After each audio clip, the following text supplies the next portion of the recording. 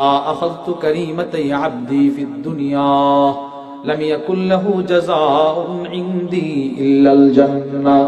আল্লাহর রাসূল বলেন, আল্লাহ তাআলা বলেন, আমি আল্লাহ যদি দুনিয়াতে আমার কোন বান্দা কারিমা কেড়ে নিয়ে যাই, কারিমা, কারিমা অর্থ কি? মুজামুল ওয়াসিতের মধ্যে অর্থ লেখা হয়েছে কারিমা, এর অর্থ হচ্ছে কুল্লু জারিহাতিন শরীফা, গোটা শরীরের সবচাইতে দামি অঙ্গ আপনি যেটা মনে করেন সেটা হচ্ছে কারিমা। আমার কাছে আমার দুইটা চোখ কারিমা, দামি অঙ্গ। আমার কাছে আমার দুইটা হাত দামি অঙ্গ। আমার কাছে আমার দুইটা কান দামি অঙ্গ। আমার কাছে আমার নাক দামি অঙ্গ।